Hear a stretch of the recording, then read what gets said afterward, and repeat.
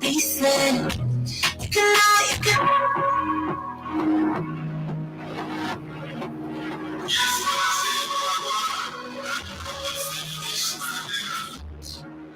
Please close, I'm smoking on, people alive, they hold me on. I'm trying to be said, my mind is to be said. You can lie, you can lie, you can lie. You never let me see what's coming. I just stay in my lane. You know I'm alone, come on, please. I'm down, these days, okay.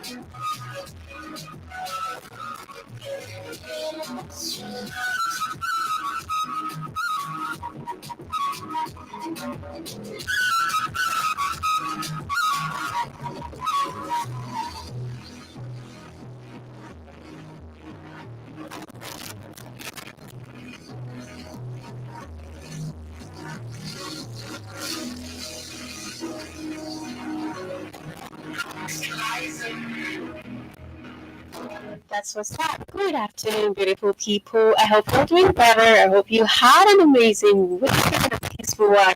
Spent time with your laughter and had a great time to basically revitalize in regards to you having your time, self-care moments, doing your thing. It's your birthday, you're coming, let's go. And today's topic of today is Nigerians struggles. Nigerians economic struggle. We're going to look at that, and also the fact that why a lot of Nigerians always migrate to a lot of foreign countries. Why also skilled Nigerians are always leaving the country. And the fact that also we have shattered dreams of Africa is migrant, and the fact that we see Nigerian is talking about that they're going to Africa, and the meaning of that means the fact that they're going to another foreign country for other better opportunities. All these is basically from the structural project that is going on in Nigeria. So is Japa the solution to Nigeria's economic struggle?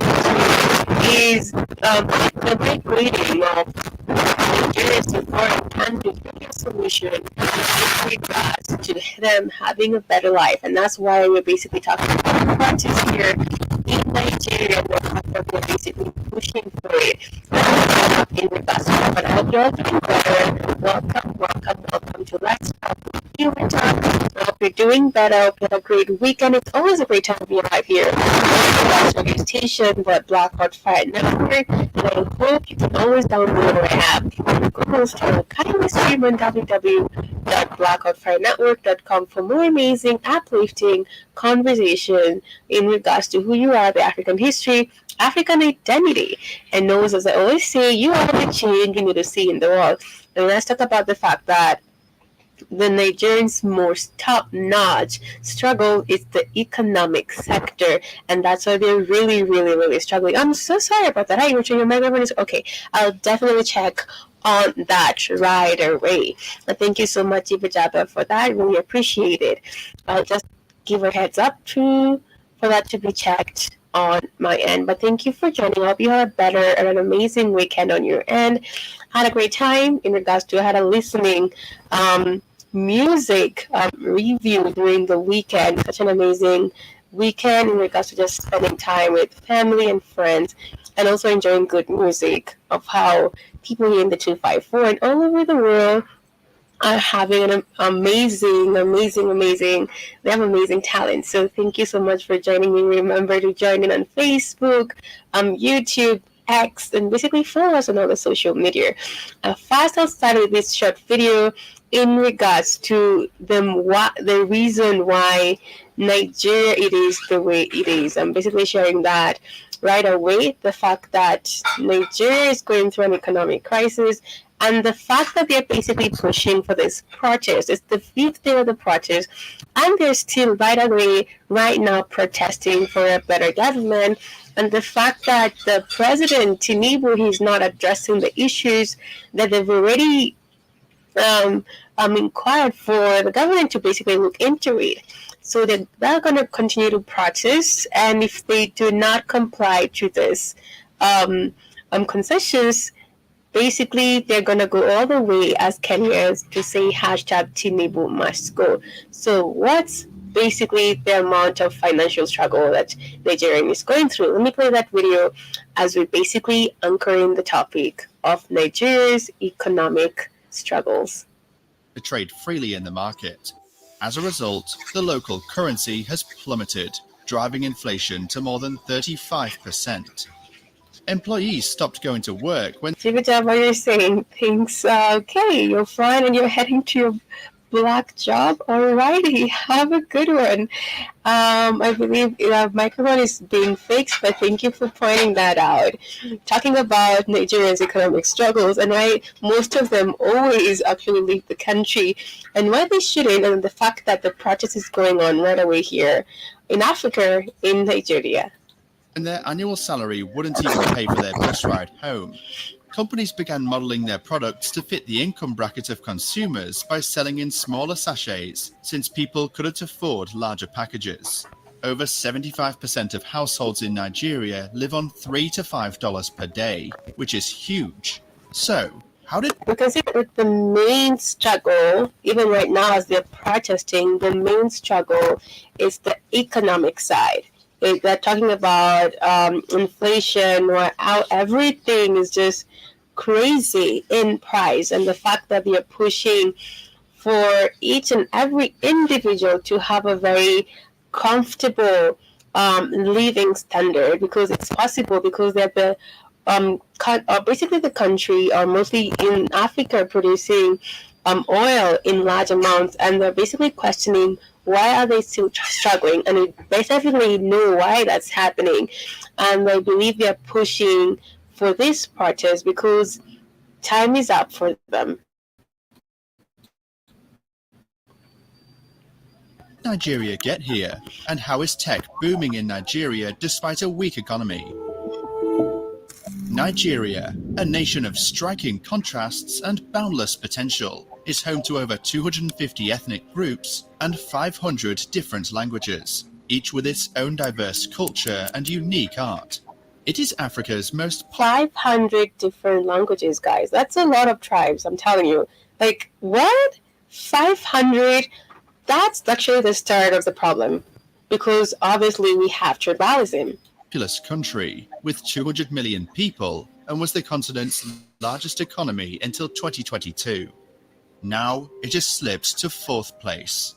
It is a land where contrasts coexist, from the bustling streets of Lagos to the serene savannas, and from vast oil fields to thriving tech hubs. Nigeria also boasts the second largest film industry in the world by output. Nollywood, the local answer to Hollywood, produces about 2,500 films a year, and Nigerian musicians like Rema, Burna Boy and Wizkid pack stadiums around the world. Unfortunately, Nigeria's boundless potential is often wasted.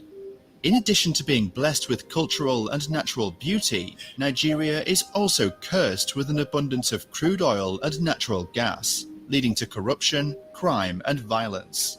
To understand Nigeria's economic journey, we must first look to its past. In the early 20th century, Nigeria was a key agricultural exporter under British colonial rule. Products like cocoa, palm oil, and groundnuts were the backbone of its economy. However, the discovery of oil in the Niger Delta in the 1950s marked a seismic shift in Nigeria's economic trajectory. As global demand for oil surged, Nigeria's vast reserves became a valuable asset. The government and multinational oil companies invested heavily in exploration and extraction, setting the stage for a transformation from an agricultural to an oil-dependent economy. I'm playing this video so you can definitely understand Nigeria so well, and the fact that there's an economic outrage literally going on in Nigeria, and the fact that people are protesting against corruption, low living standards, talk about the educational system, it's not compulsory, and the fact that there are no job opportunities. That's why guys are pushing for these parties. But as we see right now, it has the best of the resources. Everything is actually there, but it's full of corruption. And that's why, as the same here in Kenya, corruption is going on. And that's why they're basically pushing for the protest that is going on August 8th. Because the cabinet secretaries that have been vetted in are corrupt, all being in the same cycle. And I believe Nigerians, they said, we had this word in the street, and one of the guys said they're not going to stop until everybody's living a comfortable life. And the fact that he doesn't understand the fact that they're the best, or basically they have most of the best minerals in Africa, and now they have like crappy lifestyle. It doesn't make sense. It actually brings me back to one of the people actually during the protest, or basically the looming back in Niger. Someone said the same thing. They don't understand why. Okay, they know why, because the invaders, the foreigners coming in and basically taking over and basically kind of like crippling Africa to basically better their own country. First, understand that. And since Africans are waking up right now, or they're woke, and they're taking back everything that was stolen away from them, and that's why they're pushing for this protest, and that's why they're basically cutting off, or trying to cut off, or basically evade, or kind of like tell the leaders who are in this position right now, like, they gotta go home because they're corrupt and they're being controlled, so they cannot basically actually come up with any kind of system that can benefit the common man. The 1970s were a time of prosperity for Nigeria. The oil boom brought immense revenues, transforming the country almost overnight. Oil exports surged, and Nigeria rapidly became the leading oil producer in Africa. The oil revenues led to a dramatic rise in government spending and investment in infrastructure. High oil prices allowed the government to fund ambitious projects, from modernizing Lagos to developing transportation networks. The country enjoyed a period of rapid economic growth and increasing global influence. As oil became the primary source of revenue, Nigeria's economy grew increasingly dependent on this single commodity. Oil exports dominated the nation's trade, and the agricultural sector was neglected. The focus on oil led to a decline in agricultural production, disrupting traditional livelihoods and reducing the country's economic diversity. Nigeria's reliance on oil exposed it to the volatility of global oil markets. The 1980s and 1990s saw dramatic fluctuations in oil prices, leading to economic instability. When oil prices fell, Nigeria faced severe recessions, reduced government revenues, and increased debt.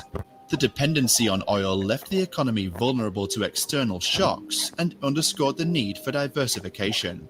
This black gold has the potential to fuel prosperity and development. However, the immense wealth generated by oil has also been a double-edged sword, fueling a cycle of corruption and mismanagement that has plagued the country's economic and political systems.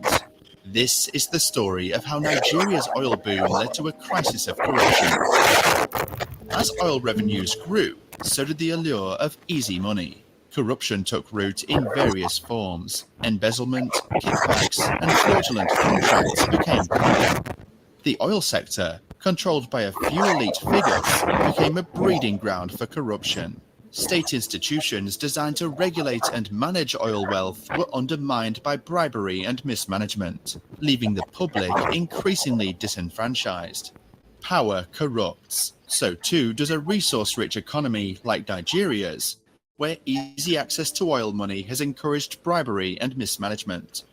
According to the corrupt From that in regards to the history of oil in Nigeria and basically the economic sectors, I want to digress to the fact that why most of them are basically leaving the country and basically going to these foreign countries. What is the main issue? And the fact that is JAPA, the solution to Nigeria's economic solution. JAPA, they call it any foreign countries that they travel to. So if you hear Nigerians saying, I'm going to JAPA, JAPA is like, I'm going to the United States or to the UK or to China, whatever country basically fits them out. So I'm going to listen into that and basically inquire, is the solution to Nigeria's economic struggle like leaving the country? I believe it's no.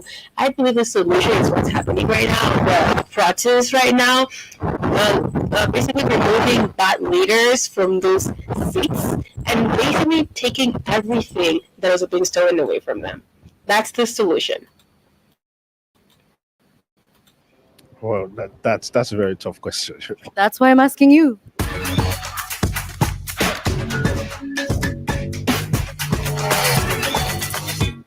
Hello and welcome back to the 77%. This week we are back in Nigeria. And before we continue, I'd like you to picture something. Imagine living in a country where you feel completely frustrated by your government's efforts and feel absolutely no way out. What do? Well, for most Nigerians, they decide to japa, the Yoruba word for run. And so huge is this problem that recently elected President Tinubu asked people in the diaspora in the US to come back home and forget the frustrations of the previous government. But is this enough to allow the young people here to remain? That's the question we have today. And I'm going to begin with Samson. Now, you are one of the people who is saying that, look, this country is not really working out for me, and given the chance, I am taking the first flight out of here and never coming back. Why? So I'm a digital entrepreneur. I think about me having solutions to many problems and then still trying to battle with infrastructure, thinking about power, thinking about my internet, thinking about infrastructure that will help me do many things. I wouldn't want to do that. So I would think about me looking for a place where I have all of those things that can enhance my idea to create the solutions that I'm looking for. Okay, so give me an idea of how frustrating it is, this lack of infrastructure on a normal day. Paint a picture for me. So just imagine me getting into the airport or in the marketplace and I need to quickly attend to one of my clients and I don't have access to internet, or me trying to even use my data to do what I want to do, but I'm locked out because of the fact that the codes are not working and all of that. I've had several challenges like this where I'm trying to do something, but I get into the environment, there's no Wi-Fi that can make me do stuff, there's no infrastructure that can give me an idea of what I want to do. It's very frustrating. Okay, so let me hear from other people here, just the state of affairs in Nigeria at the moment. How would you describe it, Oludayo? So this case of Nigeria, yeah, we might see things are not working right, but it's not beyond redemption. Nigeria is going to be a better place if we all contribute our parts to make it a better place. Okay, so you say it's good. I think a lot of people are contributing to making their country be a better place. We could see that by how much effort they're basically putting in regards to going to their jobs, trying to invest in their own countries. But as we only see, we know we have gatekeepers in even different parts of organizations for the ones on the top to always remain on the top. And this is called corruption. And that's why we're trying to kill corruption in Africa. And we start with kind of like shifting the paradigm in regards to getting off these people who've been there for decades and years of years being in the same place. We remember here Sifuna in the Nairobi, Kenya, basically kind of doing an audit of some people in the government being in positions that they're not qualified to be in. How can an architecture be in the side of the position of someone like in agriculture? Because what's happening, they're doing audits and they're basically questioning all these people in this position. that talk about nepotism that's going on. Going to be a better place, but what is the situation presently? Yes, there's a reason why we are a developing nation, right? We are not as developed as the Western world, yes, but nevertheless, things are getting better.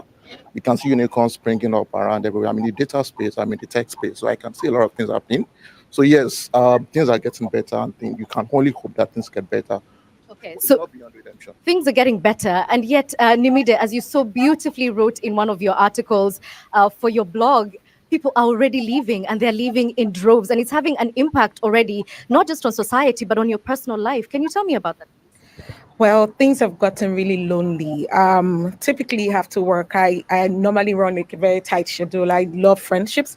And I would be able to say on Monday, I'm hanging out with this person, I'm hanging out with that person. On Friday, but the shortage of friendships and the shortage of things to do it has really been on an increase.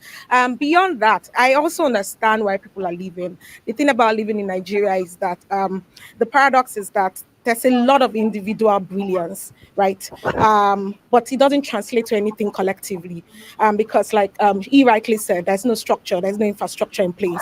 So people want to take that brilliance and take it to a country that works, a structure that works, and you can't blame them. So even for those of us who have not, summoned up courage or being able to just uproot ourselves and leave, we are left with, the keeping up with our friends with all of the digital.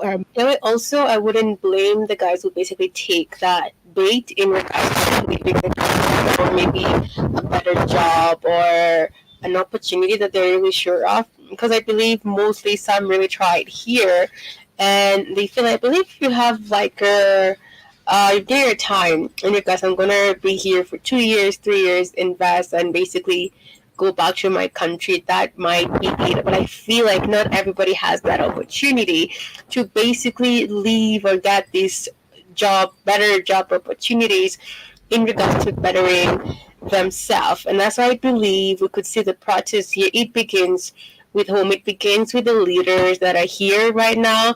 Gatekeeping, there's a lot of corruption, nepotism here in Africa, and that's why we see the awakening happening. And because of the fact that we are all just not going to leave Africa and our countries to other foreign nations, understanding what Africa has, what Africa holds, and the fact that it can basically be able to make use of that and become better managers, because I believe Africa has the best resources of all time, but we have the worst managers of these resources, but worst managers in regards to the ones who are gatekeeping for people who have hearts like Pan-Africanist hearts. So the best thing that is happening right now, or has been happening, we've been seeing the protest that is going on in Kenya, the protest that was starting to basically spiral in Uganda. And also we see the fact that the Nigerians are really pushing for this protest, basically opening a portal for like a better government, better leaders, because there's so much resources for everybody, so much abundance, but we have to basically plaque out these worst, greedy manager who are basically thinking about themselves and bettering themselves alone. Media, social media, Twitter. It feels like we're seeing every day, but the truth is we are separated. We are alienated from people we've grown up with. We are separated from family. Like I have friends that, one of my friends, today is her mom's birthday. She's literally the only child and she doesn't even know when she's going to see her, right? And it's just happening like that. We talk about the impact it has on youth, but there's also impact on the parents you're leaving behind. The people that you don't know when they're going to fall sick. Things are really bad. You don't know if the next time you're coming into Nigeria is to bury your mom or to bury your dad. So it's really painful. Yeah, but you said that you understand why they're leaving. By the way, how many people have friends who've japped? Let me see by show of hands. That's everyone. That's everyone. Okay, so let me talk to Dr. Dapo here because he is actually working very closely with the permanent secretary here in Lagos for the Youth Commission, correct? So if Lagos and Nigeria indeed is one of the biggest economies in Africa, why aren't people able to get what they need from this country? Well, that's a very tough question. But it's still a very good question. I like that question. Like it's a very, very good question. here, because he is actually working very closely with the permanent secretary here in Lagos for the Youth Commission, correct? So if Lagos and Nigeria indeed is one of the biggest economies in Africa, why aren't people able to get what they need from this country? Well, that's a very tough question. That's why I'm asking you.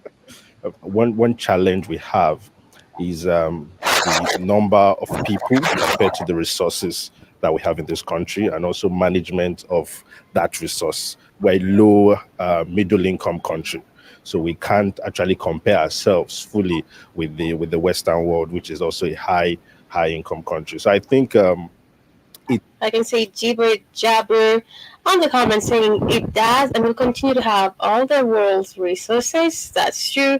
Good afternoon, General Mosquito. How you doing? At the Nigerian sports stream in the UK didn't give me that answer last week. Tell me about it. The answer is being brainwashed that the white is your god. That's so true. And I believe that's why Africans are awakening right now. And they're basically done with the government that we have. They're done being controlled. They're done following these systems and having the same cycle of everything to do with the government. And they just want a better government. They want an activist as leaders. They want better for themselves and each and every individual, because they basically understand it has much more resources for everybody to have a better life, until we remove kind of the weeds that are basically rooted in Africa for us to have a better Africa. it's natural that people move to places where there is a greener pasture. What I find a bit disturbing is the number of people. Exactly. And just for the information or for the benefit of our audience, a recent report stated that nearly 70% of Nigerians actually would want to leave this country to live elsewhere. But not everybody does. And in fact, some people want to return. And that's the story of Antoleki here. Tell us more. Yes, I'm actually a Rakba. I wasn't born in Nigeria. So what is Rakba? Coming back. I wasn't born in Nigeria. I didn't go to school in Nigeria. I didn't do anything at Nigeria. I came to Nigeria for the first time when I was 20. And then, so on and off, I've been in Nigeria for 10 years, and I have absolutely no intention of ever moving back to America. And it's intriguing because Samson here mentioned something that is the problem to me. He said that he's a problem solver. So I don't understand why a problem solver would be leaving a place that has problems. We need his talents. And that's my issue with Jackpot. People can travel and do whatever the heck they want to do, but it is our quality individuals are leaving, and that is what the problem is. By all means, go and travel abroad. I believe this lady is saying something very powerful in regards to the fact that she didn't study in Nigeria. She came to Nigeria for the first time when she was 20, and she's not planning to go back. And the fact that she's dismissing what the other guy said in regards to he wants to leave Nigeria, we get it. So much corruption, no job opportunities. But he said that he's a problem solver, and the fact that we're still here, we can make the country be a better place. The first thing that is happening is a lot of practice that is going on, and I believe this time is just for the benefit of Africa, and it's gonna work. I believe sometimes we have this mindset, or not even having this mindset, because of media and also maybe the colonization of the mind. We feel like, Africa, we've been understanding like the fact that Africa is poor, Africa needs help. I'm telling you all, I have friends who left after Kander. We went to high school together, and they finished high school, and now one is actually in the States, somewhat traveled or basically relocated to the UK, but I know one who's basically kind of like, she had a hard time. I don't know if she's okay right now, but she actually wants to come back home. The fact that she moved there at first, super excited. She thought it's going to be kind of like rainbows and pixels, and it became like a nightmare for her. So sometimes it's good to like kind of relearn and learn, understanding like you're in the most amazing, beautiful land of all time. Go to school, have university experiences, but please bring those experiences. I can say General Mosquito here. How are you, General Mosquito? I'm good, Longoria. Oh my God, thank you. Nobody's called me that in a while, so it's good to hear my surname. Jerome was here saying, hello, Jibajaba, how you doing today? And he's saying, Jerome was going to watch out for those toothless breeds running around panic really beans. Alrighty, Janelle was here. Didn't answer me. Are the Nigerians protesting there? Let me know. Back. Okay. Hey. Whoa, whoa, whoa. All right. Basically, for me, the word japa has a literal meaning and a figurative meaning. So, literally in Yoruba, it means to run away. And when you say someone is running away, something is chasing you, right? And most of the time, it's like you don't have a particular purpose or a reason. You just want to run. If something happens here, everybody just runs, everybody just disperses. There's no particular direction. But then there are some Nigerians who still have hope in Nigeria and come in the figurative part, which is you're moving with a purpose. There are Nigerians who intend to go and come back. There are Nigerians who go to improve themselves personally and professionally to come back. And there are lots of them who have come back to create opportunities for other people. So Nigeria is a developing country, right? But then there are countries that have more resources, more infrastructure than we have. And it's not a big deal if some persons want to go, get better, and come back. At the same time, you can't also stop people from wanting to go and not come back. It still ends up with every individual opinions and choices at the end of the day. Okay, so I want to talk to Dr. Fola for a second because General Mosquito, please kindly focus on the topic Nigerians' economic struggle, not the ladies' wig, you know? because you're a doctor and then also interestingly a visual artist. I have no idea how you manage those two schedules. I can barely keep mine up. So your industry, medicine, is one of the worst affected by JAPA, at least from the reports that we're hearing. Tell us a little bit about that. Are you seeing an impact? Almost 90% of the people I went to school with have left the country. There's something about being a medical doctor that Nigeria is really failing at. If you go to other countries, Western countries, there's this huge amount of respect. And, there's a care that's given to medical doctors that we do not have here. The fee is very bad, living conditions very bad. And, if you break down what the government is giving to the doctors in the country here, it's really bad. I have a lot of hope for the new regime, hoping that things will change for sure. That's what's up. Like, I love the fact that he said that, and you can see the youth right now in Nigeria really doing this practices, and it's amazing, like the fact that people still understand the fact that there's change and it can get better, and it has to get better this time because we're just tired. It can't be like this for eternity. But still, digressing from that, we're going to also see, or basically listening and basically talk about the fact that why a lot of skilled Nigerians are basically leaving the country to better themselves in other countries.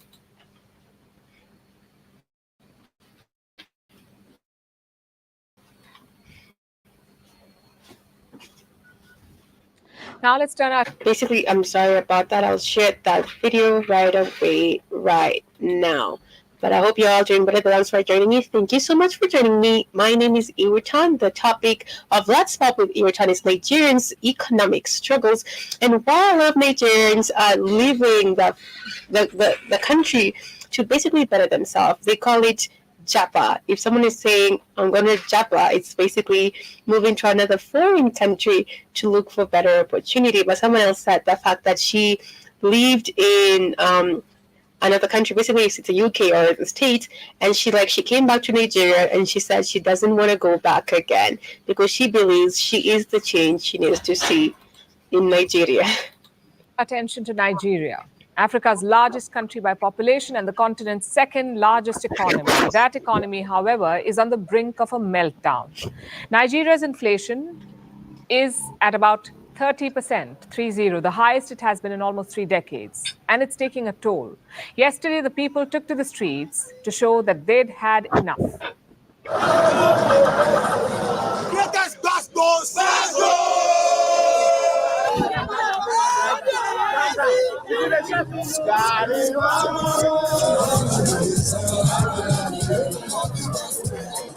We are suffering. We are suffering for Nigeria. It's not like this before. but we want change for good. Hunger day for Nigeria. Children now, they are hungry. Adults are hungry. Sufferness is too much for Nigeria. Nigeria is no stranger to inflation. It has seen double-digit inflation continuously for all of the last 8 years. But 30% is no joke.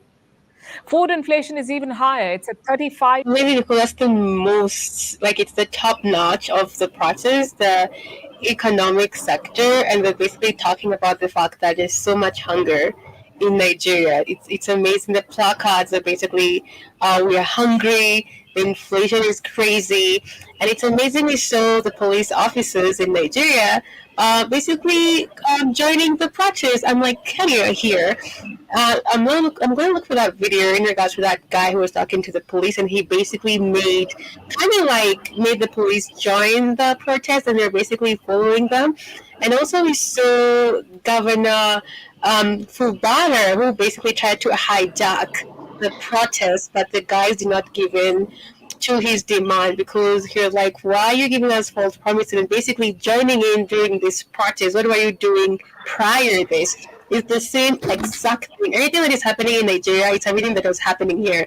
The hijacking of the protests with the political leaders, and the fact that also Governor Fubara's convoy was basically obstructed by the protesters. But the main factor that I've seen following the protests in Nigeria is the economic side in regards to food. 5.4%. And that is a hammer blow to ordinary people, especially those who are less well off. There are millions who are suffering in Nigeria. They are suffering in the land. They are suffering for the worker. You know, no worker can live on 30,000 minimum wage. And over 150. And remember the plea on the protest in regards to the president basically addressing this issue. The second one or the first one, what I'm looking at that one was to basically double their minimum wage. That's what they're pushing for, basically. 50 million Nigerians are living below poverty line. Poverty, when you say below it, those are the people that can't get something to eat on daily basis. So how did the situation get so bad? Two main reasons. One, the withdrawal of Nigeria's fuel subsidy. It happened the day President Bola Tinubu took office. He announced this in his inaugural address. The fuel subsidy was gone and petrol prices surged from about $1 per gallon to $2.8 and the a sad gallon. fact is that Tinubu owns the oil in Nigeria. So he was doing the IMF terminal, but he's a criminal. It's not from this. It's from the creation of these countries after the fake colonialism supposedly left. It never left. Europe cannot survive without Africa. So it's been the constant keeping Africans religious and ignorant while these countries have been looted by the Europeans and their puppets. That's what you're dealing with. It's only now that you reach a boiling point because the theft has become so egregious, so outrageous, so crazy. You know, it was okay to keep Africans impoverished, but now that they can't even eat, house and clothe themselves, it's gone to a point where they left no choice but to protest and try to overthrow these corrupt governments. Because, you know, and like I said, it's not Nigeria, it's not Kenya, it's Black Africa combined. It's not been allowed to develop like the rest of the world because the rest of the world has used it for its development.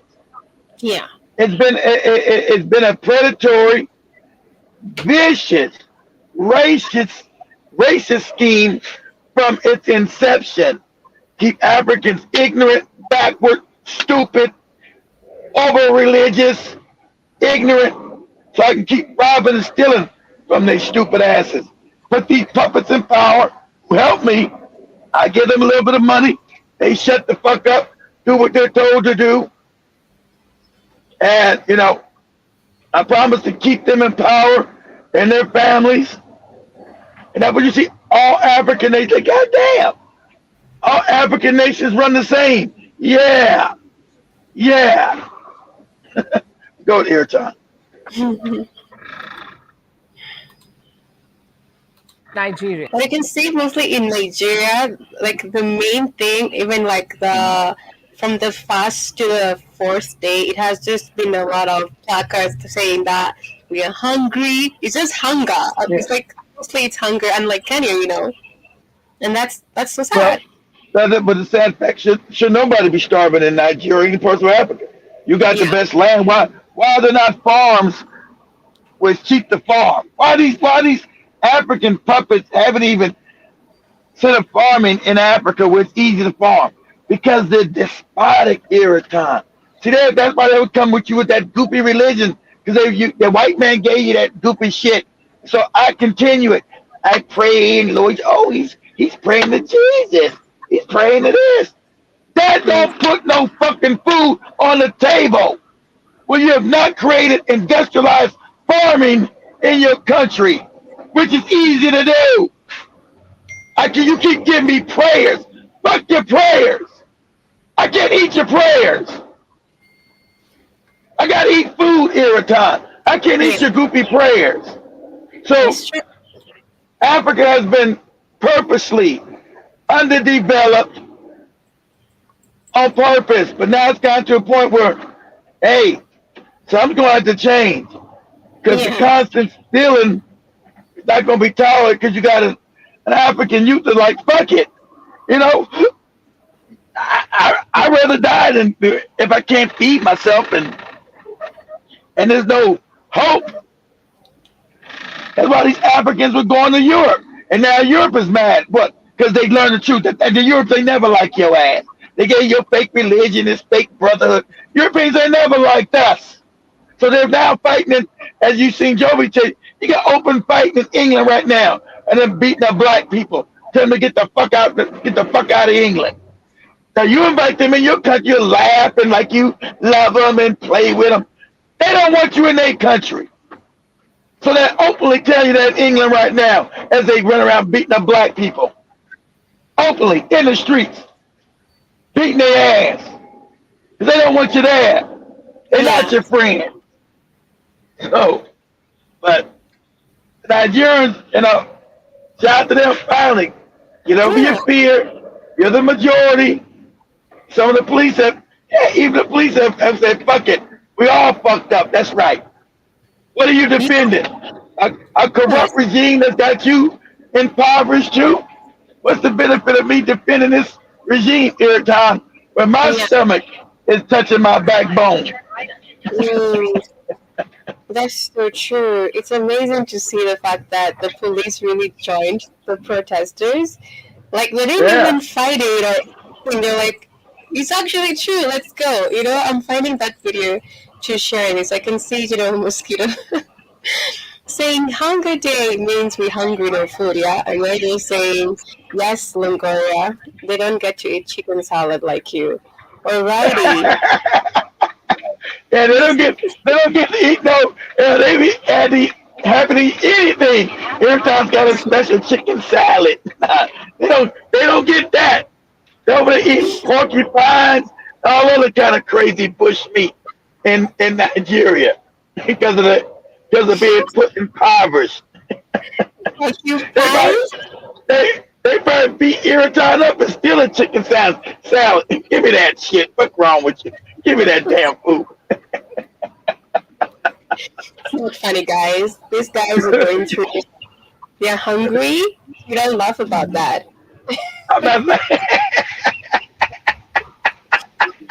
Then why are you laughing, Irritant?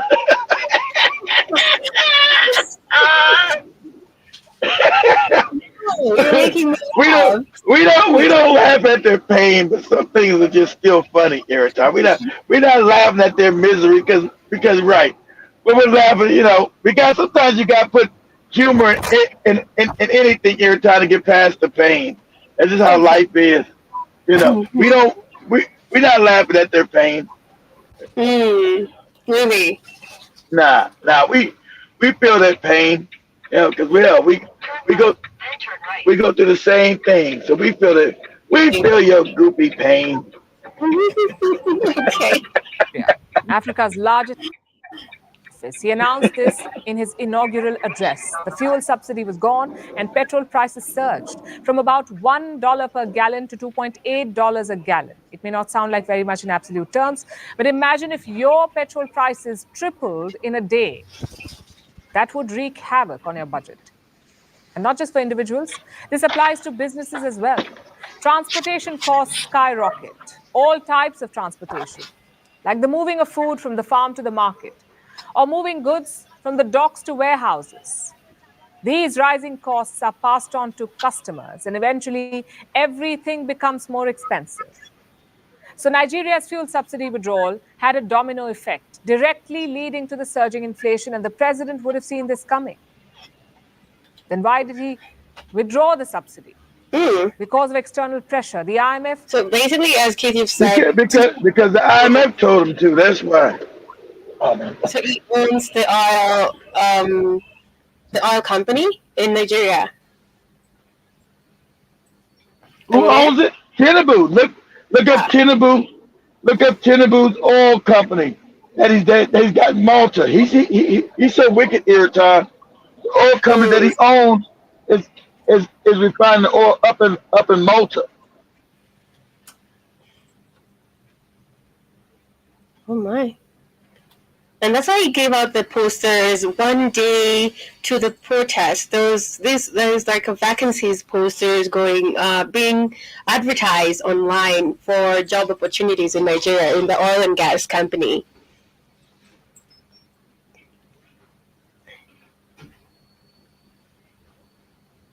Okay, got it. I got the video in regards to the police basically sharing or basically participating on the protest. It's amazing to see this. And they allowed the protesters to protest in peace. Thank you so much to all the officers that were there. God bless you. Huge shout out to that man, by the way, that spoke to the police. He's a real hero. Thank you. We are looking for his identity, by the way, if anybody knows who he is. Shout out to you, Uncle Eseo. But before I thank the Nigerian police, which is what I'm trying to do, actually, it's so unfortunate, guys, that some of them are yet to understand that this protest is also for them. I mean, Punch newspaper reported that 17 protesters were killed yesterday. Every poster is just like hunger protest in Nigeria. The placards everywhere.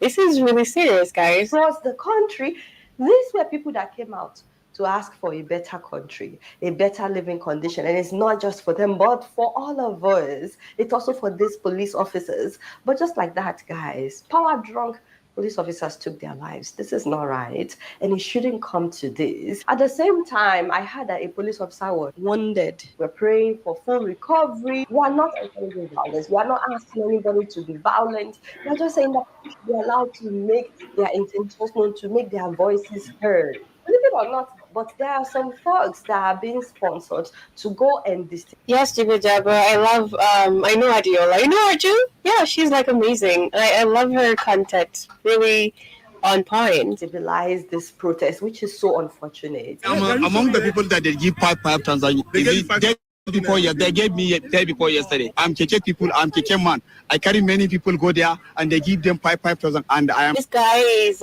he owns a motorbike. So Keke is a motorbike in Nigeria. So he talks about the fact that the price is going, it's pretty high. The person that they give 5,000 naira. So this 5,000 they give people to come and destroy our peaceful protest. Is the people that they come in and destroy our protest since yesterday. Wow. Because of 5,000. Our sincere condolences to the families of those who have lost their loved ones. It's not right that anybody should have to die for asking for. On the weekend or last week, we had 13 protesters who died during the protests in Nigeria, and the police officers were firing live bullets on the protesters, which was a very peaceful protest at the time. For better. You know, I saw a woman who came out yesterday with a newborn baby saying that her husband was killed by bandits and that the police, the government did nothing. And so she has to protest. So she came with her baby. People were abusing her for bringing a baby. But guys, you don't know her pains. You don't know with what she's been through, with losing her husband like that. She may not want to leave her baby with anyone. And she still wanted her voice to be heard. In fact, I am seeing more and more parents bring their children to the protest. dad cannot afford the payment of my school fees and the house rent. My name is Emmanuel Ayetubo. I am 8 years old. Wow. At the age of 8, a child should not be wondering how her dad will parent. Nigerians work so hard, but they can barely make ends meet. You know, yesterday I also showed you guys a man who said that he was willing to die for the future of his son. That's what's happening here. We have the same people or the same youths here in Kenya talking about the fact that they're ready to die for better government in the country. Who's into programming? My son is into programming. At 13 years, he can develop game and send to phone and they can play it. But I can't even afford to subscribe data for him. I won't stay and waste the future of my child. I'd rather die for my son's future. Wow. By the way, his video went viral on social media and people actually donated money for his son. This is the Nigerian spirit right there. That's the Nigerian spirit that we were all talking about. My point is, you cannot stop the people. A hungry man is an angry man. They know that if the people should stand up, just like this picture that you guys are seeing, that our officials will have nothing to stand on. You know, the best thing that our security forces can do is to work with the people instead of attacking them. And I just want to appreciate the police officers that are working with the protesters across the country. We see you all, we see you. Thank you so much. Shout out to those officers that turned around. God bless you. We're not your enemies. Also, shout out to the Commissioner of Police in Rivers State.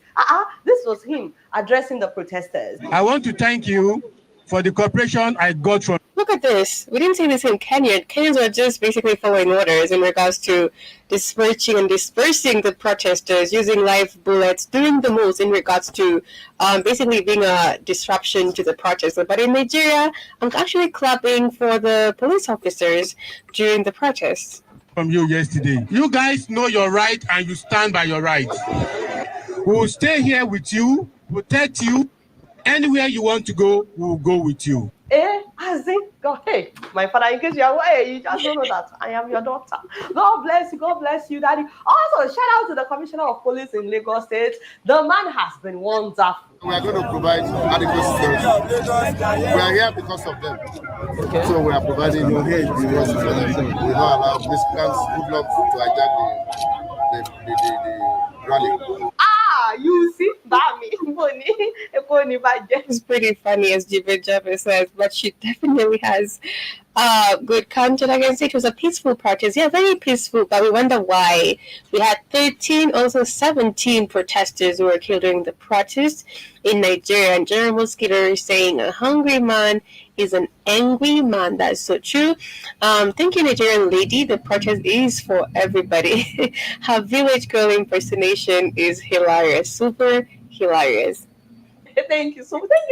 It doesn't take much to be human. It doesn't take much to be kind, you know. And when you do the right thing, people notice. We notice so, and we are acknowledging you so that you will not think that we only see when you don't do the right thing. No, we appreciate you treating protesters with respect and dignity. Now, the only thing that I still don't understand right now, guys, is the fact that the president still has not addressed the people.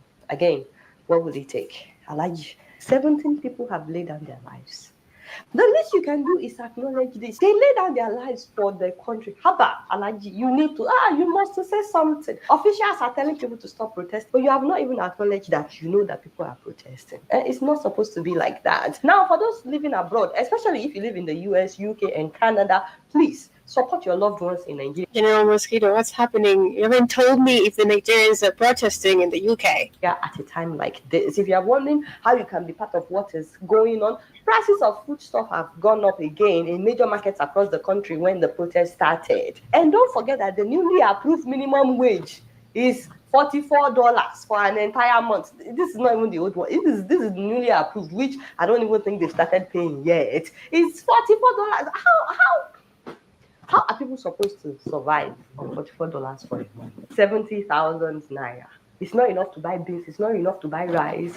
Definitely not enough to feed people. So please, one of the things you can do is you can download Lemfi. That's an app that will allow you to send money from the comfort of your home within 5 minutes directly to the bank account of your loved ones in Nigeria, but also in Ghana, in Kenya, Tanzania, Uganda, Rwanda, Senegal, Cameroon, Cote d'Ivoire, and Benin Republic with zero transfer fees. And if you enter my name Adeola as promo code when you are signing up, you will get $30 cash back. Alrighty, in regards to that, also we see the fact that the Nigerian police officers are basically they're quote joining with the protester, which is beautiful to see, unlike here in Kenya. And the fact that we're going to digress to why a lot of immigrants, basically a lot of Africans are basically moving to other countries and for a better life, and basically the fact that people are saying it's basically a scam and they should definitely please just stay in your country. It's better here. Most of us, our parents sell their property to let us travel, right? Because of what our senior brothers who entered into Europe first came and sell it back home. Well, most of our brothers and sisters, what they do here is to go and take a picture in front of a Ferrari, and that's really disinformation. It's not really worth it, to come to this place. No, because they don't like your ass. They don't want you there. The whole thing was to steal your resources, keep you indoctrinated, and you grew up your whole life. Believing your fake Jesus. Oh, white people like me. We're all brothers in the Lord and all that dumb shit. And when you get there, they don't want your black ass there. They say, hey, nigga, the fuck are you doing here? We don't want your black ass here. Because you never really experienced racism. When you get there, you realize they don't like you. There's not no brotherly love. The religion was only used to conquer your dumb black ass. Indoctrinate your mind with nonsense so they can steal the resources from you. And you go up there and they kept you ignorant when you go up there. Hey, we're going to be brothers in love. White people like me. And you get up there and say, you find that, hey, they don't like you. And it's vicious racism. And he's like, I wouldn't ask somebody to come. It's all lies. It's all propaganda. Yeah, they don't like you. Never have. Sorry what Eriton believes. They never liked you. Never. It's about robbing and stealing from you. Go ahead, Eriton. Alrighty. Better life in Europe. Today we're asking if the life they're living here was worth the risk they took to get here. Alaji, I'm going to start out with you right now. And basically Nigerians, and the main topic of today again, guys, is the Nigerians' economic struggle, and we saw or basically countered the fact that a lot of Nigerians basically going to Japa. Japa is a Yoruba word, means run, and basically when somebody is saying, I'm going to Japa to another country, basically they're going to actually be migrating to a foreign country for better opportunity. And the question is Japa the solution to Nigeria's economic struggles? For me, the answer is no. Does it take to make it in Europe, to get here? Well, I think it takes a lot of effort, it takes a lot of luck, it takes great bravery to make it, but through the Sahara Desert, through the Mediterranean. But these are the first steps. It depends also on what one is running from, what one wants to seek in Europe. Many people are leaving Africa because they think they will never make it there due to the extreme poverty they are living, right, that blocks their opportunities. Right. Chris, I'm going to come to you right now. We'll talk a little bit about coming here, what you faced, what you saw, what you experienced. Yeah, when I came to Italy, I came not just alone. I came with others like Gambians and Senegals. Most of them left Italy, and most of them are now in the various countries in Africa because it wasn't easy for them. It has to do also with luck, most people, they've passed through the Sahara Desert. Also, they went through the Mediterranean, but they were not that lucky. Most people have gone through the sea, and most of them are down there. They've drowned. So actually, let's say it's really, let's say I was really lucky to be alive also, yeah. Right. In Italy. Alaji, I'm going to come back to you because I'm picking up the theme, right? What the reality is different from the dream that we had. And I wondered why that is the case. Why do people arrive here and it's not what they expected? Well, I think the Europe we see in Africa is portrayed on... Yeah, you betrayed is great. You betrayed that they all gonna like you. You betrayed nonsense. You betrayed lies. You get there and you see that overwhelming hate for you. You're like, why they hate us? You never told that by your goofy leaders that they hate you. You never taught that. Right, and it's kind of like amazing to see the fact that our leaders here in Kenya are pushing for youths to basically leave the country to other foreign countries. You know, we saw that happening a few weeks ago when the president was talking about 1,000 youths every week at the coast will be sent on to other countries for better opportunity. We also saw the deputy president a few months ago at graduation actually giving accolades to the girls and also the girls and boys basically did well and basically pushing them to go to other countries and also intermarry and come back home. Is that really upset, really, guys? By the TV, by the social media, call it Facebook, whatever. Right. The images we see there are disillusional. This create false conception in the youth. You know, we are talking about youth who think that what they see on the movies they watch in their poor conditions are actually true of Europe. It's a disillusion. When they arrive here, they feel that it's not the dreamland. You know, this is the fiasco that has become a generational stuff, and that is much of the time we are not talking about only labor drainage. We are also talking about brain drainage because we are talking about the youth. Mama, Africa is suffering because what are the sources that people are believing? And understand. Through bad education, the ignorance of Africans, they believe the shit they see on TVs and movies. They believe that's real life. You don't understand that's made up. That's an illusion. And social media, look at the life they lead. I'm gonna live this life. Yeah. No, you're not. You're not gonna live this life. You're gonna be poor and fucked up in a European country like you were poor and fucked up in Africa. You're thinking you better learn to fight for Africa. Africa's poor and fucked up because you never fought. You never fought for anything. You've been given indoctrination, as Joby said, that the attitude shit. Poor is the weak. Be poor. Fuck all that shit. Fuck being poor. I agree with you. If the people in the so-called fast countries are feeling the pain, imagine the people on the African countries, and then there's nothing in Europe, someone else is saying, it's slave master love, not brotherly love. That's right, there's nothing in Europe. Someone else is saying, hold on. Irritant. Fix the mic. You're too close to it or something. It's be verbing on you. Woo, shit. Yeah, the microphone, either you hitting it or you're too close to it. It's reverbing. This shit is messing my eardrum up. Yeah. Okay, what about now? Yeah, there you go. Better? Better. 100% better. Thank you. Thanks, sweet Jesus. You're welcome. Hallelujah. Exactly. The colonial stories or what they are brothers, what we are speaking now, so that people who are speaking as our brothers do not brave through the Sahara Desert or do not take the Mediterranean Sea. That's a Colonial cemetery we lies. are calling. This is the worst post-modern genocide that is killing Africa, and I call this a generational destruction. We are not only talking about those people who lost their life here. I've seen a lot of dry bones, dry people, dry skulls, more in the Sahara Desert that I cannot see here. And anyone who are brave through never thought he is going to make it. It was just on luck. Why do people have to be constrained to make this thing? Most of our brothers and sisters, what they do here is to go and take a picture in front of a Ferrari, and that's really disinformation, misinformation. It's not true. It's and not this the is reality. why this type of whatever you call it, irregular migration, whatever, those prejudices, I don't accept it. But this is what lead to migration begetting itself.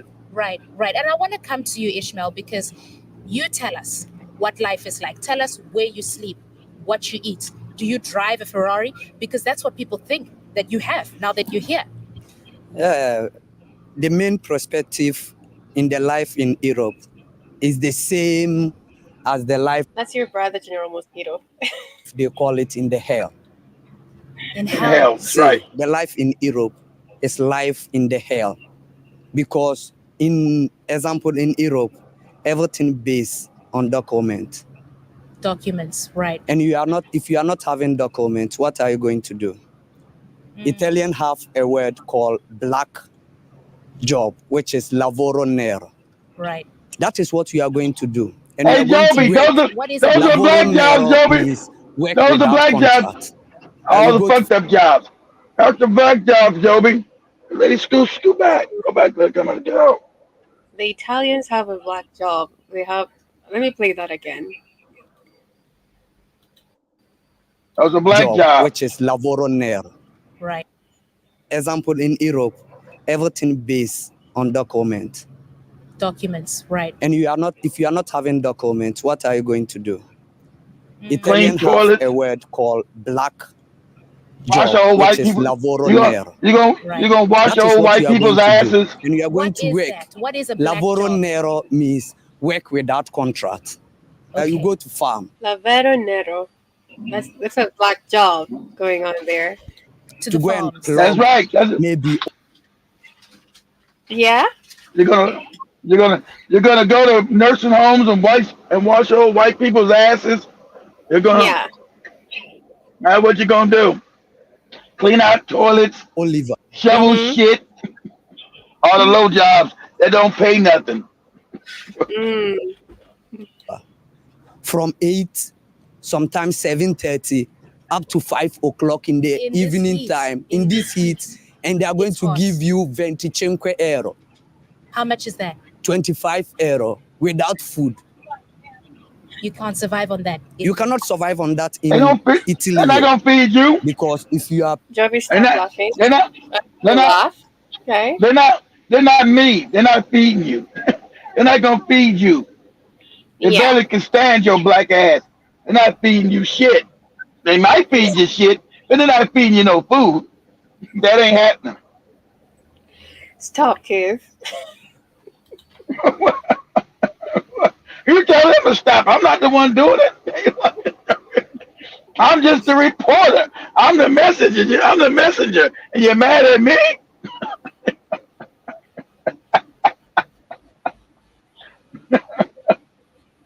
Go ahead. Okay.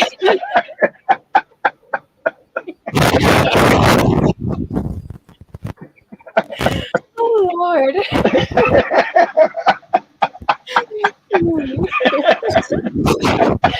Paying house Get rent.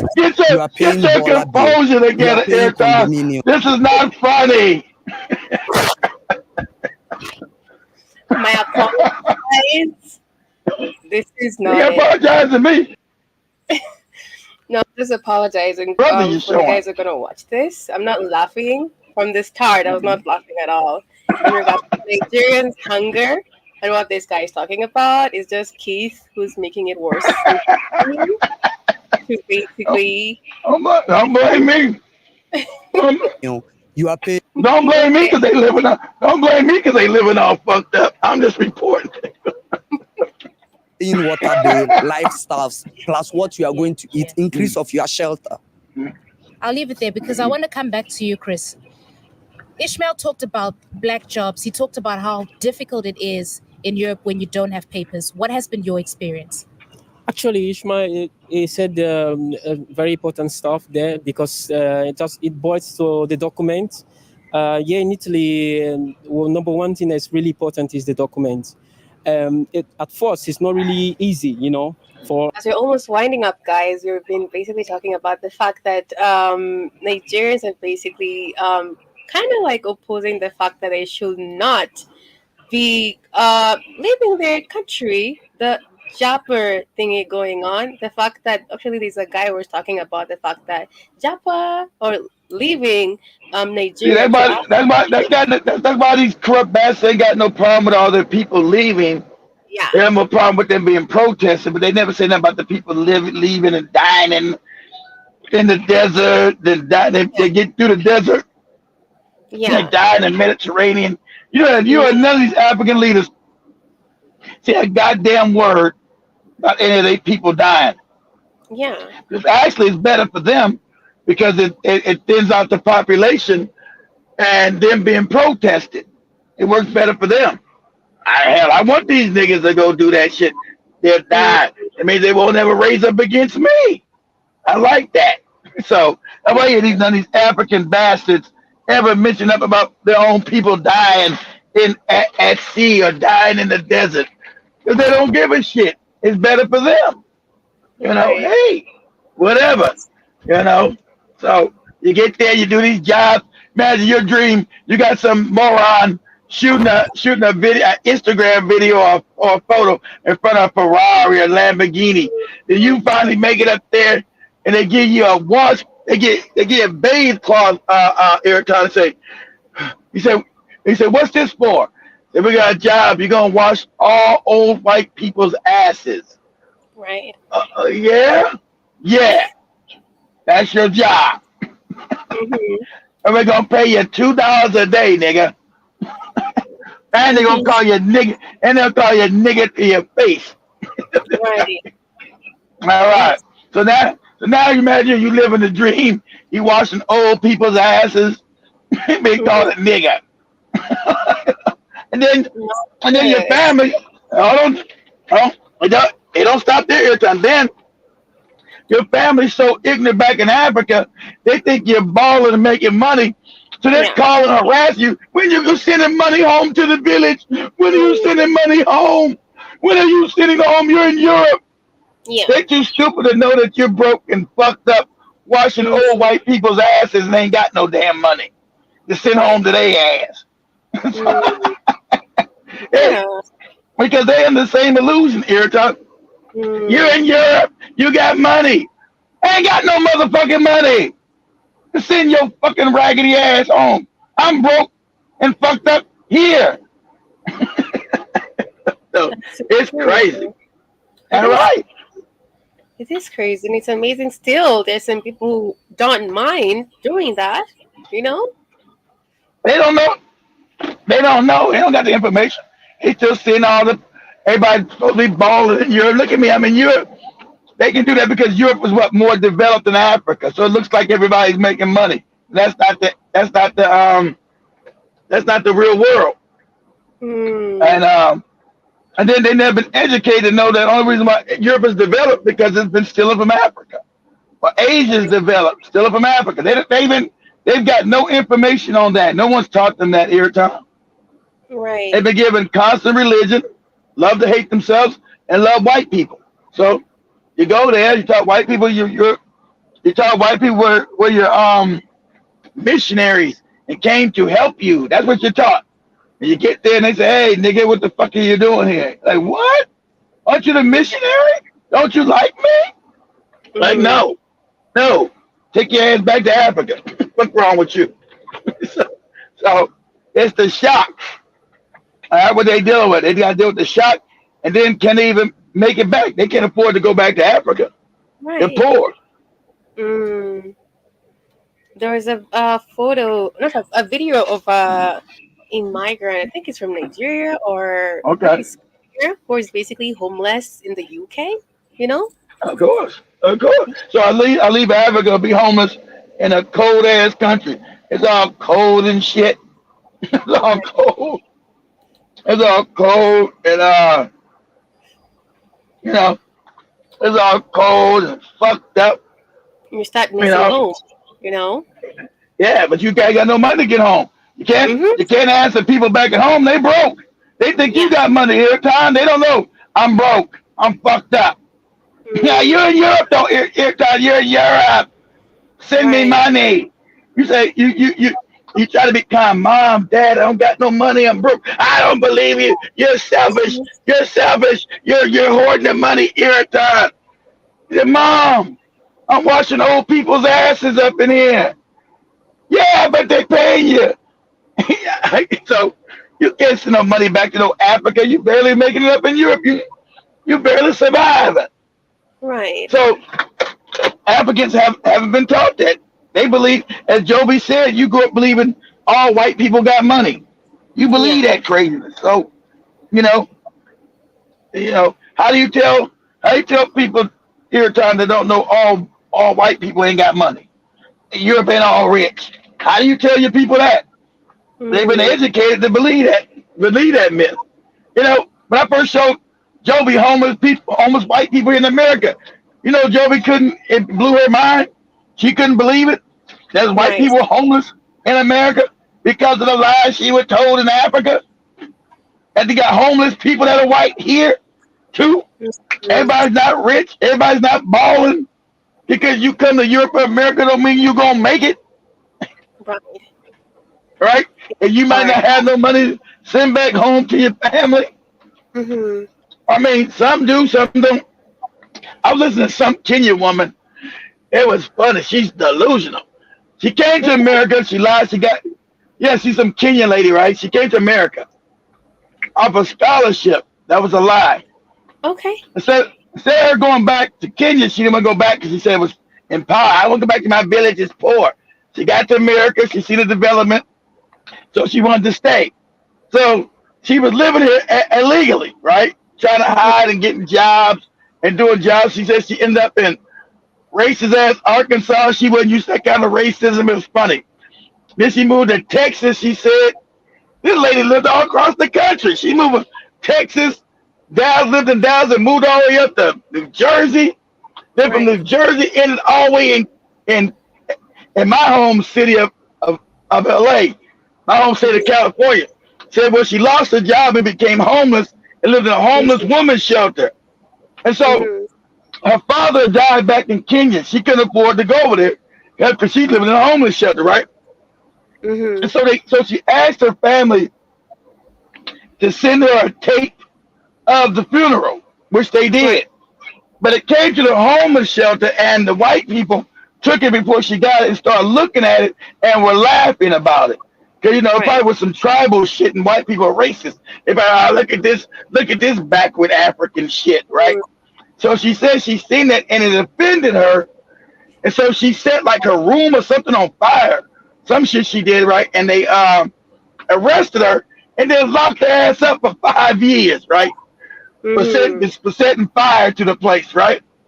Right. And so when she got out, immigration was waiting there to deport her ass back to Kenya, right? Because she's illegal. So she spent 5 years in American jail. They deported her ass back to Kenya. And she was in there talking about, Camilla Harris, I need justice. I need somebody. She still ain't learned nothing. Camilla don't. She's making a video. Camilla, I know you're a black woman. I need to have my stuff restored so I can get back to America and my dignity. I want to say so bad, bitch. Camilla don't give a fuck about you. And the people in America don't give no fuck about you. That's why you got treated so bad. Then after they let you out of prison, they took you right back to Kenya. She said that day she got out of jail, they were waiting on her every time to ship her ass back to Kenya. Not 2 days, as she was walking out the prison, they're waiting for her ass. Wow. To ship her ass. God damn. To ship her ass back to Kenya. So understand, there's no love for you amongst white people. Okay? I just want to keep that 100. I don't care if you go to England, France, Australia, they don't like you. They're racist. Yeah. Okay? And when you come here with a naive, thick, how you portray white people like that Kenyan lady did, you're gonna get hurt. Because in your mind you think they're loving and kind. They're not. And then you meet the reality of them not being kind and loving to you, and then you just all fucked up in the head. She's like, I just don't know. They're just bad people. These white people in America are just bad people. Not just America. Everywhere. The same white people are the same white people in Australia, New Zealand, Canada, South Africa, England, France, Germany. They're the same white people. Okay? So, I'm sorry, Kenyan lady. But it was funny. They wanted to put her in an insane asylum, she said, because she couldn't understand racism. They said, I'm not insane. She said they was going to lock her ass up in an insane asylum. I can see Jibber Jabber saying Everton, search rural Kentucky or rural West Virginia. That's real white people they don't show in TV. Trash they call them. Most white people more messed up than the migrants. Alrighty. And then Jerome was here saying Europe where doctors do part-time cleaning jobs just to make end meet. And we can see also an individual talking about the fact that when you actually go to this foreign country thinking like you're going to live the dream, it's going to be draining for you. Also, he talked about emotional draining. That's what's also basically what Keith is talking about right now. And before we end, I'm honestly gonna end on a high note, sharing a video of the lady of the year of all time, Dr. Arikana Chihombori, giving us motivation in regards to who we are as Africans. Yes, you got to learn to start loving African people. Love you. Stop loving everybody else but African. That's why you practice all this goopy tribal shit you do. You love everybody but Africans, and they don't like us. They don't like you. Okay? Right. Indians don't like you. Caucasians don't like you. Asians don't like you. But you gotta learn to like yourself. You like yourself, that's all you need. You're the richest continent on the planet. Why do you need to like anybody but other Africans? Until you learn that, because let me tell you, white people like white people. Indian people like Indian people. Asian people like Asian people. So why don't African people like African people? You better learn to do that. It's so amazing also when you go like anywhere in the country and you see like other races, and they are always like they're always from this together. Together. If it's in a community, in a business, in a restaurant, they're always like together everywhere. You know, right? That's right. Because they know together they're stronger. That's a power base here at time. Only African ain't realized I'd rather separate. I'm going to become more tribal. Then that means you have no power, dummy. That means you're always going to be subjugated by other people. That's true. Alrighty, let me share that video with Dr. Arikana Chihombori as we wind up. Of you this afternoon to celebrate this momentous occasion. And of course, I always forget my husband, Sab Kwao. He's sitting somewhere back there. Sab, raise your hand. Everybody's looking. A friend of mine reminded me, because I always call him, he's an old shoe that is very comfortable to wear. And so a friend of mine called this morning and said, so how is the old comfortable shoe? And I said, setting the African had serious implications and is at the root cause of why Africa is not able to move forward. And as I went and tried to understand and dig further to say, what is it about us as Black people around the globe? Why is it that we are so disrespected no matter where you go? And I often say, was there a memo sent out to say wherever you go, if you are not a Black person, you see a Black person, you're automatically superior to them and you have a right to disrespect them? This memo did not miss anybody. It went to non-Black people, but here's the real shocker. It also went to us Black people to say, accept that you are inferior. You automatically take an inferior position. And I'm going to have to tell you something that has become a realization that and this is where I am stuck as I try to understand, how did this message just go through and percolated so through? Now we are on automatic pilot. It's almost as if we've undergone a genetic mutation. We don't even have to be told. We pass it on to our children. Have you ever wondered, of all the colors on earth, why were two colors chosen? Black color and white color. Follow me on this one. You take a white color, you're associated with Jesus Christ. You're associated with the angels. You're associated with purity and everything wonderful and everything desirable. And then you take a race that's not even white and you say you are white. Yes. And then you take another color. You're associated with the devil. You're associated with everything undesirable. I've never seen a bank robber wearing a white mask. All the villains on movies are black. Everything undesirable is black. That's so true, actually. I've never seen a villain wearing a white mask. You know, that's so true. And then you take another race Yeah. that are not even black. That's And so called you propaganda. guys, you are black. Yeah, the black market also. You know. That's right. Everything is black is bad. Black market, black ball, Black male.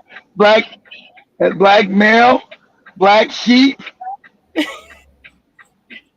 That's right. That's called. That's called indoctrination. That's that's called anti-personal hatred indoctrination. That's what they do. Yeah. As we black mothers are trying to raise our children in our own homes, as much as we try to tell them that you're black and you're beautiful, guess what? The minute they step outside the door, the messages are completely different. A barrage of subliminal messages telling our children that that which you represent is horrible. How do we fight against that? How do I tell my granddaughter that you're black and beautiful, but the world tells her otherwise? The voices echoing her blackness as a symbol of everything undesirable are much, much louder. That even we black mothers, we come together, we can never drown those subliminal messages. They were all by design. Let me take you to the beginning. Certainly for Africa, your continent. Because as we gather here today, as we try to strategize, as we try to create those linkages between those Africans away from the continent and the Africans on the continent, we must understand, how did we get here? And for Africa, it starts with that monumental decision when the colonizers came together in Berlin in 1884. And let me say, prior to 1884, they were coming to Africa in a haphazard way. They had started with slavery. And then when they felt like they needed the slaves to stay on the continent, they say, oh, we no longer believe in slave trade. Let's stop it. No. It was really just another way of saying the labor is needed on the continent. Let's keep the monkeys on the continent so we can continue to exploit them. So 1884, they met in Berlin to organize themselves so they can effectively loot from the monkeys. They did not meet in Berlin to see to it that Africa would prosper. No. Let me repeat. The colonizers met in order to see to it that your Africa, our Africa, and her children, not only on the continent, are forever defeated and dominated. That was 135 years ago.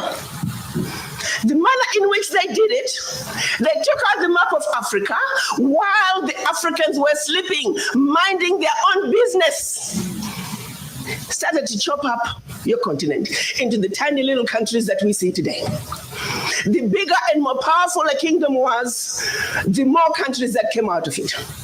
Not only more countries, but these countries were given to different colonizers who spoke different languages. Let me bring it home for a second. Pretend you're driving from Zambia, just speaking English. Pretty soon you are in Angola, just speaking Portuguese. Then DRC, French. Equatorial Guinea, Spanish. Southern Cameroon, French. Northern Cameroon, Southern Cameroon, English. Make sure all the languages are different. French. Exactly. We're now in Nigeria, English. English. Yeah. They make sure all the languages are going to be different. So you couldn't communicate with one another anymore. So with time, you're going to be cut off because they're going to teach you fake history, and then they're going to take away all your history. Then through other generations, you weren't going to be able to understand each other Africans because you're going to be cut off because of the countries that they created, and you're now going to be all speaking different languages. Right. So yeah, it's diabolical. It's diabolical. The economic sector in Africa. literally. Of course, that's why they came, for the economics. Africa's rich. They didn't come because it's poor. You don't come to raid and steal from poor people every time. Yeah, that's true. I can't get none from your. I can't get none from your poor ass. You poor. I only come to rob and steal from rich people. Right. Hello. These were the same people. Prior to 1884, we were powerful, amazing kingdoms with well-established educational and religious systems. If the truth be told, we had the civilization. We were the civilized. They were the devils, the uncivilized ones. They set out to take everything that symbolized civilization in Africa. To this day, they're still refusing to give up those relics. If those relics were not that good, why are you keeping them? We were way ahead of them in our civilization. Yep. You just weren't savage enough to destroy us. The Berlin Conference put the nail on that coffin. So they gave Djibouti the same sovereignty as the United States. They gave Burundi the same sovereignty as China. They gave Togo. You see, the EU realizes individual little countries, they can survive on the world stage. So they come together as the European Union. Now picture this now. So they cut up this Africa into the tiny little countries, small economies that could never survive on their own, but gave them the same sovereignty as the big boys. So that way, when the little bitty countries go to the world stage for the purposes of development and discussing trade, they're wannabe boxers who are being thrown into the heavyweight boxing ring every day. How do you put China in the same boxing ring with Eswatini? Eswatini has 1.2 million people. China has 1.4 billion people. And you put them on the same stage and say, go at it, negotiate. Are you with me? Yes. This is insanity of the highest order. How have we allowed this carnage to go on? When Eswatini is thrown in the same boxing ring with China and Eswatini collapses before Eswatini even gets on the stage, the world says, well, Eswatini, what's wrong with you? Why can't you take care of your people? Well, China came in and said, Eswatini, give me all your gold or else. That's it from Dr. Arikana Chihombori, giving you always straight up in regards to the African history, identity, and the fact that she talked about the youth will basically be the ones to basically revolutionize Africa. And she says one thing I've never forgotten, even before the protest and also this revolution happening. She said, the day Africa will be united with one common goal, that's when Africa will be revolutionized. And I feel like I never forgot that line. And I was listening to her more and more.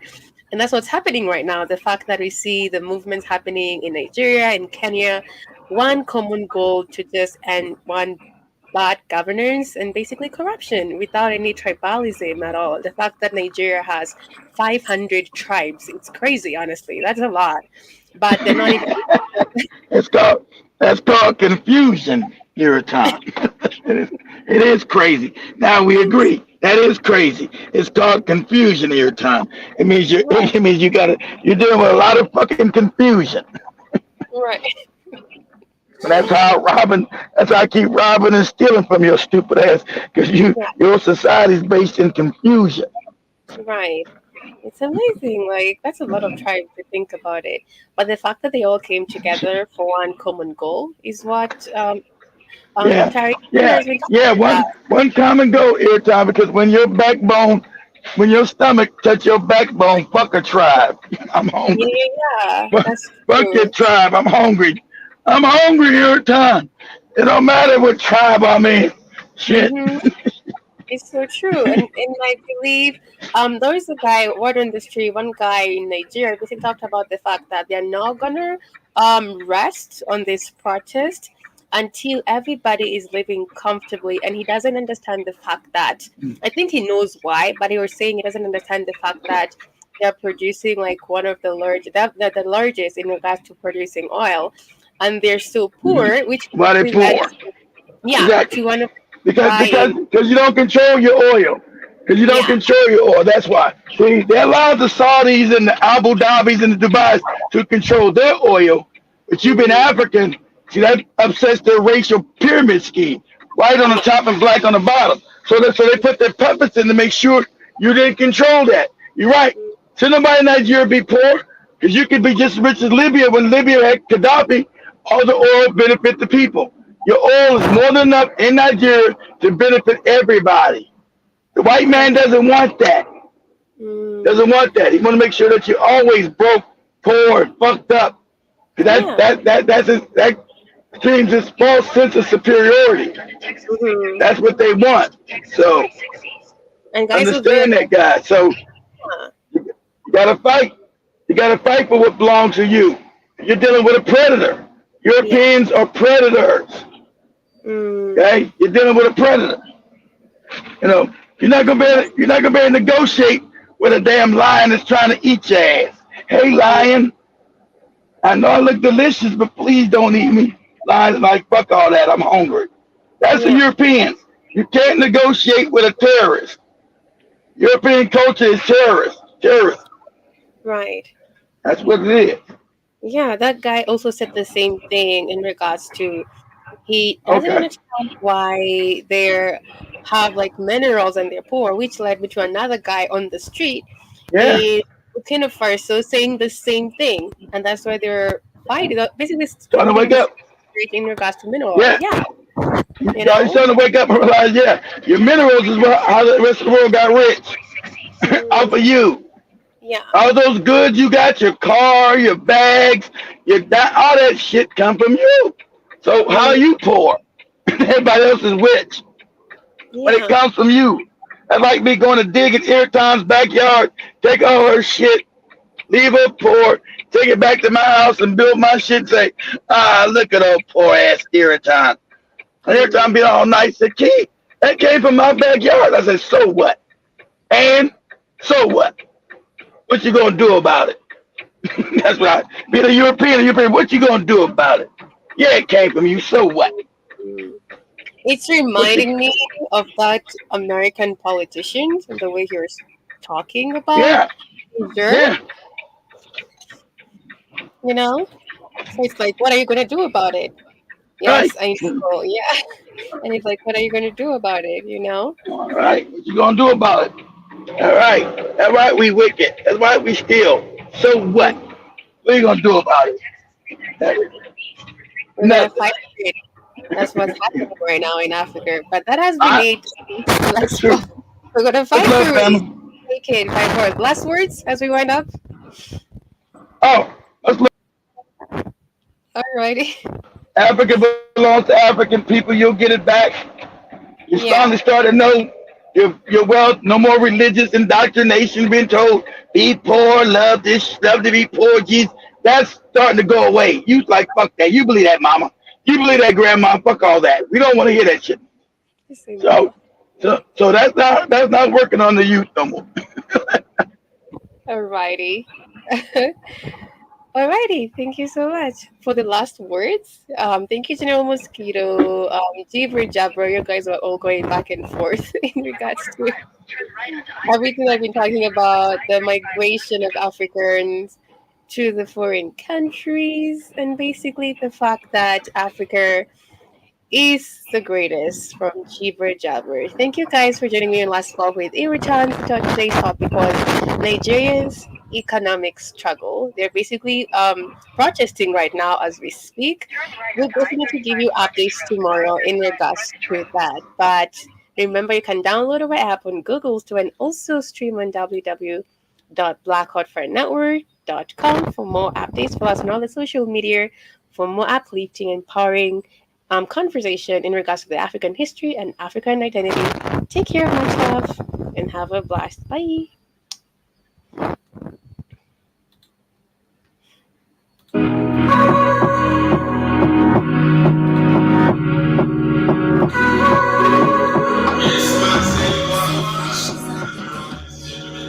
Case closed, I'm flipping out, seeking alive, I'm moving on. I'm trying to pick the pieces, no more left to be said. You cannot take my life. You cannot kill this heart. You can never take what's mine. I just stay my life. I don't want my love, make I no craze. I'm a don't worry, she's okay. She's okay.